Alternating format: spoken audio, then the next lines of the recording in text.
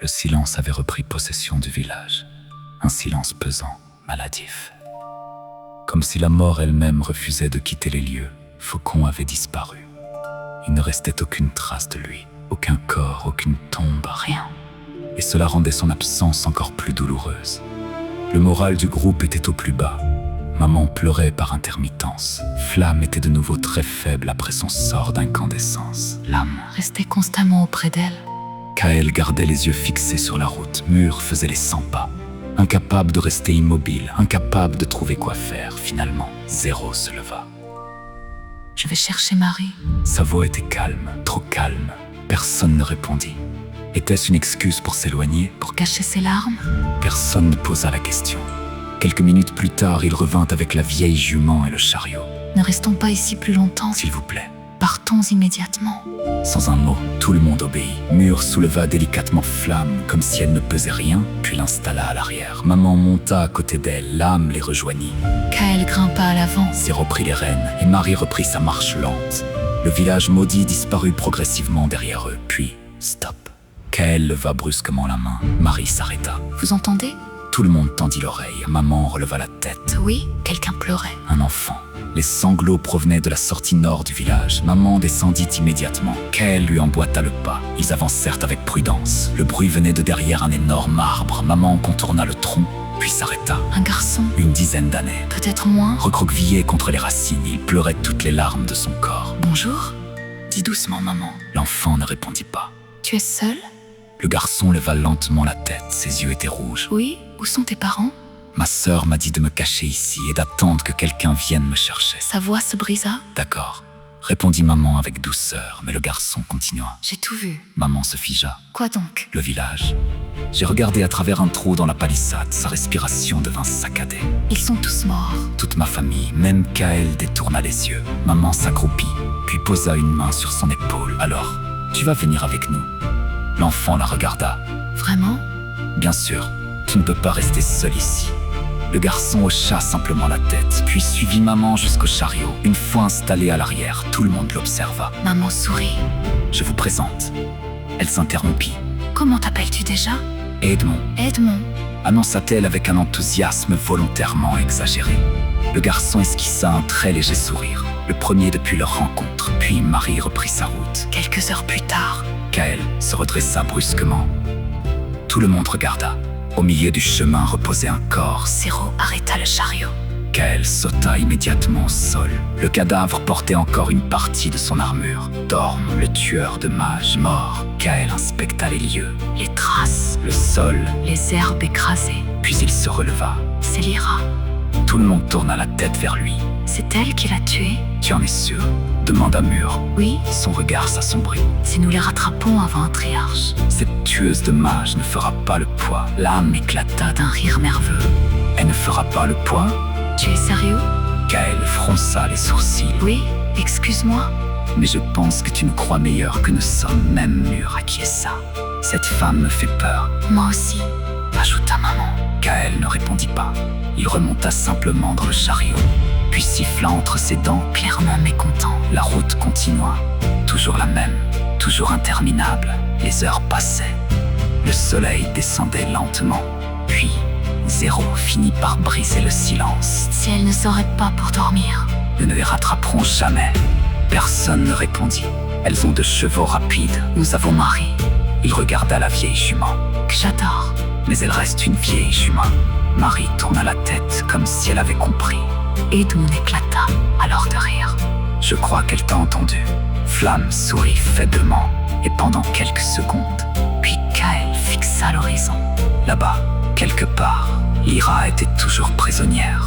Et chaque kilomètre qui les séparait d'elle lui donnait l'impression de manquer d'air. Tiens bon, Lyra.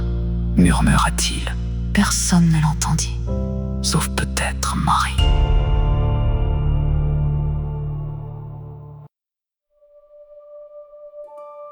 Ils ne firent aucune pause durant la nuit. Personne n'avait envie de dormir. Personne n'avait envie de s'arrêter. Chaque heure gagnée pouvait rapprocher le groupe de Lyra, ou les en éloigner définitivement. Marie avançait toujours au même rythme, inlassablement. Comme si la vieille jument avait décidé que cette quête était désormais la sienne. La lune éclairait faiblement la route, et pour la première fois depuis longtemps, Edmond commença à parler. « C'est qui la dame que vous cherchez ?»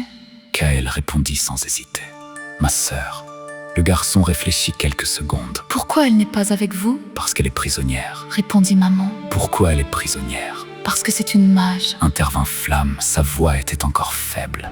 « Il y a de très méchantes personnes qui n'aiment pas la magie, la mana et tout ce qui va avec. » Edmond hocha lentement la tête, puis posa une nouvelle question. « Il n'y a qu'elle qui fait de la magie ?» ?»« Non, il y a aussi. » commença Lame. Mais Zéro lui plaqua immédiatement une main sur la bouche. « Oui ?» coupa-t-il sèchement. « Il n'y a que Lyra qui utilise la mana. » Un silence gêné suivit. « Oui ?» « Exactement. » ajouta Lame en essayant de se rattraper. « C'est précisément ce que j'allais dire. » Puis il désigna Marie. « Enfin, pour Marie, nous ne sommes pas totalement sûrs. Je pense qu'elle est peut-être une très grande mage. » Mur éclata de rire, même Flamme sourit, mais Edmond, lui, ne riait pas. Il regardait Zéro, longuement, d'un regard étrange, presque froid. Puis il détourna les yeux. Personne n'y prêta attention. Le voyage continua, encore, toujours, jusqu'à l'aube. Puis enfin, ils la virent à Triarche. La capitale impériale apparaissait à l'horizon. Immense. Majestueuse, les premiers rayons du soleil faisaient briller ses tours. Même à cette distance, elle paraissait gigantesque. Encore 4 heures. Dit Zéro. Et nous y sommes. Personne ne répondit immédiatement. Tous contemplaient la cité, hypnotisés. Même Mur, même Flamme, même Kael. Puis celui-ci finit par souffler. Bon, le plus dur commencera là-bas. Tout le monde tourna la tête vers lui. Retrouver Lyra dans une ville pareille ne va pas être simple. C'est peu de le dire, grommela Zéro. On pourrait chercher pendant des mois. Le silence retomba. Tous regardaient la ville, tous, sauf un. Puis une voix retentit derrière eux. Une voix si grave qu'elle sembla sortir directement d'un tombeau. Qui d'entre vous utilise la mana? Le sang de Kael se glaça. Tous les visages se tournèrent dans un même mouvement. Lentement. Comme si personne ne voulait découvrir ce qui se trouvait derrière eux. Edmond était debout. Ou plutôt, la chose qui avait été Edmond. Le petit garçon avait disparu. Son corps avait grandi. Encore et encore, près de 5 mètres de haut. Des muscles énormes. Une peau sombre et rugueuse. Des griffes. Des crocs et des yeux rouges brûlants d'une haine surnaturelle. Personne n'y besoin d'explication. C'était un démon. Qui est le mage parmi vous? Hurla la créature. Son rugissement fit trembler le chariot. Lame regarda instinctivement Blâme. Le démon tourna aussitôt la tête vers elle. Merci, microbe. Lame devint blanc. Non. Puis il comprit. Sa bêtise venait peut-être condamner Flamme. Sans réfléchir, il sauta sur la créature. Le combat éclata immédiatement. Tout le monde bondit hors du chariot. Sauf Flamme. Encore trop faible. Zéro dégaina son épée. Mur serra les poings. Kael tira ses lames courtes. Le démon frappa le premier. Mur encaissa le coup. Puis répondit par un direct monstrueux dans le ventre de la créature. Le démon recula, à peine. L'âme était déjà sur son dos, tentant de lui planter sa lame dans le cou. Kael roula derrière lui. Puis frappa l'arrière de son genou. Le démon poussa un rugissement de douleur et posa un genou à terre. Maintenant, cria Kael. Mais la créature attrapa l'âme d'une seule main, comme une poupée. Puis le projeta par-dessus le chariot. L'âme s'écrasa lourdement dans la poussière. Maman courut immédiatement vers lui. L'âme! Le démon se redressa. Puis pointa un doigt gigantesque vers Flamme. Donnez-moi la mage. Et je vous laisserai vivre. Personne ne répondit. Sinon, je vous tue tous. Zéro chargea. Son épée fendit l'air. Le démon repoussa l'attaque d'un simple revers du bras. Le coup frappa Zéro à pleine poitrine. Le stratège fut projeté plusieurs mètres plus loin. Le souffle coupé, incapable de respirer. Zéro! Hurla maman!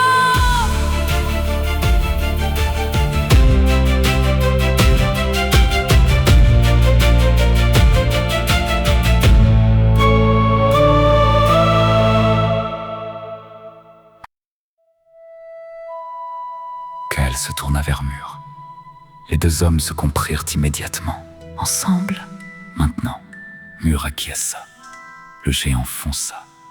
Kael dans son ombre, le démon leva un bras, prêt à frapper. Kael plongea. Son épée s'enfonça entre les omoplates. La créature rugit et tenta immédiatement d'esquiver. Erreur. Mur venait déjà de lever le marteau de fusion. Le marteau de leur ami disparu, le marteau de leur frère, et toute sa colère descendit avec lui. Le choc fut terrifiant. Le démon tenta d'éviter l'épée, il ne vit jamais le marteau. Le coup frappa son crâne avec une violence monstrueuse.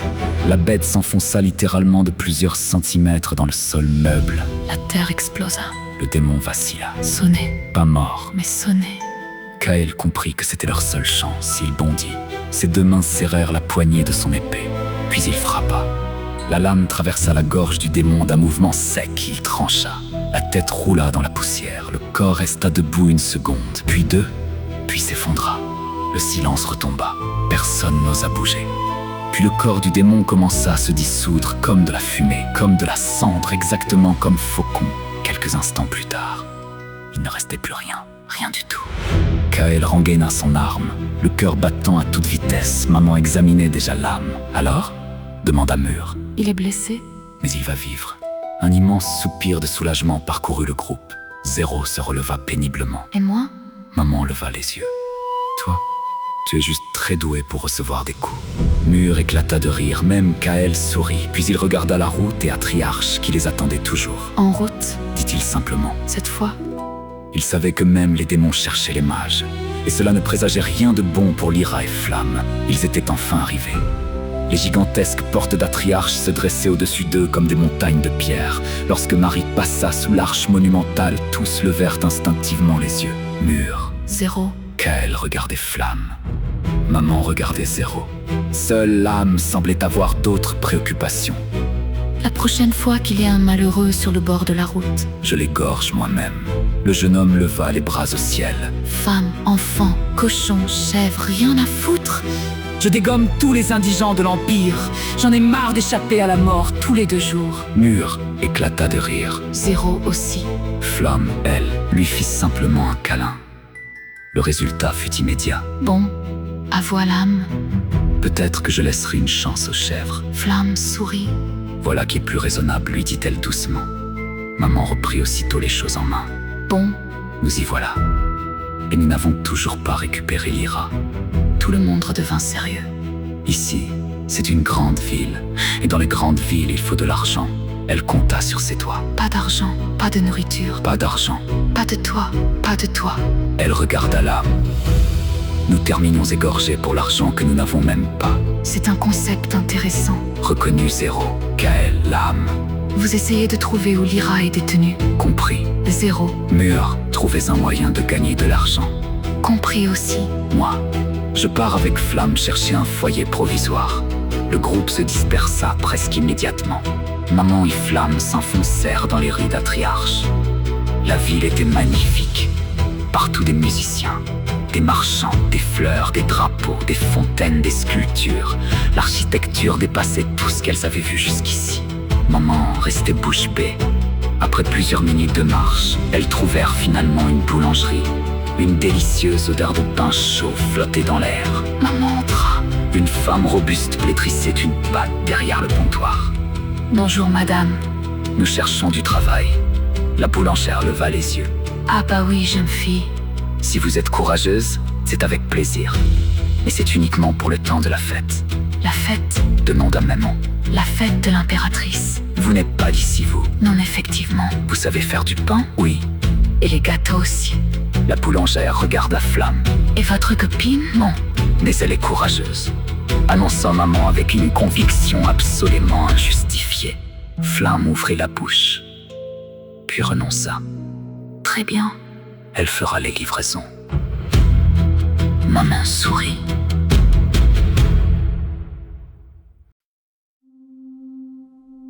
Avez-vous une place pour dormir? La boulangère réfléchit. Combien êtes-vous? 6. La femme éclata de rire. Rien que ça. J'ai une boulangerie, pas une auberge. Maman prit un air désespéré. S'il vous plaît. La boulangère soupira. Si vous acceptez de travailler toutes les deux sans salaire. Je peux vous laisser mon ancienne grange, il y a des rats, beaucoup de rats, mais vous aurez un toit. Maman tendit immédiatement la main. Marché conclu. Une fois dehors, elle attrapa le bras de Flamme. J'espère vraiment que les autres vont trouver de l'argent. Pourquoi? Parce que sinon nous allons manger les rats. Flamme pâlit. Tu plaisantes? Je ne sais pas encore. Pendant ce temps, Zéro et Mur découvraient une toute autre facette de la ville. Étrangement, les douleurs causées par le démon semblaient avoir disparu. Comme par magie, Ou plus précisément grâce aux jolies filles, à la bière et à la musique. je vais beaucoup mieux. Annonça Mur, Moi aussi. répondit Zéro. C'est incroyable comme cette ville est thérapeutique. Ils arrivèrent bientôt devant l'immense arène d'Atriarche. Des affiches étaient placardées partout. Tournoi de pugilat. Qualification pour la grande finale de l'impératrice. Zéro s'arrêta, puis regarda Mur, puis la reine, puis Mur. Viens. Quelques minutes plus tard, il se trouvait devant le bureau des inscriptions. Bonjour. Dit Zéro. Vous pouvez inscrire Mur le champion s'il vous plaît. La secrétaire leva les yeux. Bien sûr. Pour cela, il devra se qualifier. Ah. Revenez ce soir, 3 combats, 3 victoires, et il participera au tournoi de l'impératrice. Zéro tendit déjà la main. Parfait. À ce soir alors, ils repartirent aussitôt, comme s'ils avaient déjà gagné. Pendant ce temps, Kael et Lam parcouraient la ville toute la journée, rue après rue, quartier après quartier, sans résultat. Atriarche était immense, beaucoup trop immense. Le soleil se couchait lorsqu'ils revinrent finalement au point de rendez-vous. Tout le monde se retrouva près de l'entrée de la ville. Zéro dit, je suis passé voir Marie à l'écurie. Elle semblait parfaitement heureuse de me voir. Il faudra payer 10 pièces de bronze par jour. Alors? Demanda maman. Rien? Répondit Kael. Rien du tout. Maman grimaça, puis regarda Zéro. Et vous? Le stratège sourit. Nous avons trouvé un moyen de gagner de l'argent. Ah bon? Oui? Mur doit participer à un tournoi de pugilat. Maman cligna des yeux. Pardon? Il commence dans quelques minutes. Mur hocha la tête. Apparemment, je suis déjà inscrit. Tu es quoi? Inscrit, Sans me demander mon avis. exactement. Maman posa une main sur son front. Très bien. Pourquoi pas? À ce stade, je ne suis même plus surprise. Puis elle reprit. Au fait, nous avons trouvé un logement. Sérieusement? Demanda Lam. Oui? Une grange? Avec des lits? Non, Avec de la nourriture? non. Avec des rats? Beaucoup? Lam regarda le ciel. Je déteste ce voyage. Mensonge, répondit Flamme. Tu adores cette aventure. Lam réfléchit. Oui? Mais je déteste les rats. Et sur cette conclusion parfaitement logique, le groupe se dirigea vers l'arène. La chance semblait enfin leur sourire. Ou du moins, c'est ce qu'ils espéraient. L'arène d'Atriarche était bondée, bien plus que Mur ne l'aurait imaginé. Des milliers de personnes se pressaient autour des gradins. Partout dans la ville se tenaient des concours. Le concours de chant, le concours de danse, le tournoi d'archerie, le lancer de poignards, les concours culinaires, la course de chevaux. Mais un seul événement attirait véritablement les foules. Le pugilat, le combat à main nue, la violence, le sang, les héros. Et aujourd'hui, Mur devait survivre à 3 combats pour rejoindre le grand tournoi de l'impératrice. Le présentateur s'avança au centre de l'arène. Premier combat! Le public rugit. Dans le coin ouest, Jaromach le tonnerre de bière. Un géant ventripote entra dans l'arène. La foule éclata de rire. L'homme tenait encore une chope à la main. Je vais tous vous écraser. Beugla-t-il. Mur regarda Zéro. C'est sérieux? J'espère pas. Jaromach arriva devant lui. Toi t'es grand, Merci. moi aussi. Oui? Tu veux une bière avant qu'on commence? Non. Tant pis. Jaromach vida sa chope. Puis chargea. Le combat dura exactement 3 secondes. Jaromach leva le poing. Mur leva les siens. Boum! L'outre de bière s'effondra. Le silence envahit l'arène. Puis le juge regarda Jaromach. Toujours inconscient. Vainqueur! La foule explosa. Mur! Mur! Mur! Mur! Dans les gradins, l'âme éclata de rire. Je crois qu'il l'a tué. Non, répondit maman. Je pense juste qu'il dort. Premier combat, terminé. Le deuxième adversaire arriva après une dizaine de combats. Artif le fulgurant. Cette fois, les applaudissements furent plus nombreux. Un homme blond, grand, athlétique. Le sourire facile, l'air sympathique. Il salua même Mur avant le combat. Pas de rancune? Pas de rancune. Super. Parce que je vais courir partout. D'accord. Le combat commença et Artif tint de parole. Il courait partout, absolument partout. Mur tournait sur lui-même. Arrête. Non, arrête. Non, Artif frappa. 1 fois, 2 fois, 10 fois, 20 fois, ses poings frappaient comme la pluie. Rapide, précis, incessant, mais Mur ne semblait même pas les sentir. Ça fait mal? Demanda Artif. Non, Ah, ça c'est embêtant. La foule riait. Artif continua. Toujours plus vite, toujours plus agile, puis Mur finit par sourire. je t'ai eu. Artif comprit trop tard. Mur venait d'attraper son bras, puis son torse, puis l'homme entier. Oh non. Mur l'écrasa contre le mur de l'arène. L'impact fut monstrueux, une fissure apparut. Puis une autre. Puis une immense craquelure parcourut toute la hauteur du mur. Près de 15 mètres, la foule poussa un cri. Artif leva une main. Zabanfone. Bonne idée, répondit Mur. 2e victoire, le présentateur paraissait surexcité. Et maintenant, La finale! le public hurlait déjà. Puis une femme entra dans l'arène et le silence se fit. Elle était magnifique, grande, athlétique, cheveux noirs, regard dur, armure légère de soldat de Néoaste. Le présentateur leva les bras. Selena, guerrière de Caliste! Cette fois, même Zéro cessa de sourire. Quoi? Demanda Mur. Je crois que tu vas souffrir. Le combat commença. Et effectivement, Mur souffrit. La femme était incroyable, rapide, précise, technique. Chaque mouvement semblait parfait. Chaque coup trouvait sa cible, un coup de pied dans les côtes, puis un autre, puis un coup au visage, puis au ventre, puis au genou. Mur recula, encore, le sang apparut, les bleus aussi. Dans les gradins, l'inquiétude grandissait. Ça va mal. Murmura maman, Très mal. confirma Zéro.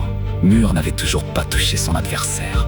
Pas une seule fois. Selena dansait autour de lui, et chaque attaque semblait lui arracher un peu plus de force. Le géant vacilla, puis posa un genou au sol. La foule cria. Certains pensaient déjà le combat terminé. Mur commençait à baisser les bras. Puis quelque chose se produisit. Une charrette de paille s'embrasa soudainement, sans raison apparente. Une immense flamme monta vers le ciel. Selena tourna la tête. Une seconde, une seule seconde, et ce fut suffisant. Mur vit l'ouverture, la dernière, l'unique. Il rassembla tout ce qui lui restait. La colère, la douleur, la fatigue, la peur, et lança son poing. Le coup partit comme un boulet de catapulte. Selena tenta d'esquiver. Trop tard, le poing frappa son visage, des dents s'envolèrent. La jeune femme fut projetée à travers l'arène. Elle percuta le mur déjà fissuré. Sa tête heurta la pierre. Puis le mur entier s'effondra dans un fracas colossal. Un nuage de poussière recouvrit l'arène. Le silence dura 1 seconde, puis 2, puis l'arène explosa. Mur! Mur! Le géant tomba à genoux, à moitié conscient, à moitié mort. Maman, flamme, Gaël, lame. Et Zéro se précipitèrent dans l'arène. Ils le serrèrent dans leurs bras, L'embrassèrent. le secouèrent. Mur ouvrit un œil. Où est-on? Tout le monde éclata de rire. Dans une arène. Répondit Gaël. Ah, Mur réfléchit. vous savez où est Fusion? En échangea un regard inquiet avec Zéro. Je crois qu'il a pris trop de coups sur la tête. Zéro hocha gravement la tête. Diagnostic confirmé. Quelques minutes plus tard, Mur reçut sa récompense. 10 pièces d'or. Le groupe n'en revenait pas. 10 pièces d'or. Ils étaient riches, ou presque. Le responsable du tournoi s'approcha ensuite. Félicitations. Vous êtes qualifiés, Qualifié pourquoi? demanda Mur. Le tournoi de l'impératrice. Un combat par jour à partir de demain. 6 combats. Si vous gagnez tout, vous combattrez dimanche devant l'impératrice. Et si je gagne? Le responsable sourit. Alors vous deviendrez un héros de l'Empire. Cette nuit-là, ils profitèrent pleinement de la fête. Ils mangèrent. Burent, prirent, dansèrent, même Kael sourit plusieurs fois. Ils regagnèrent finalement la grange de la boulangère. Épuisés. Repus, Heureux. pour une fois. Avant de s'endormir, Kael regarda les étoiles à travers les trous du toit. Puis regarda Flamme. C'était toi le feu. Elle rougit et fit oui de la tête. Gaël l'embrassa tendrement. Il était temps. Idiot, dit-elle. Elle ferma les yeux et sourit.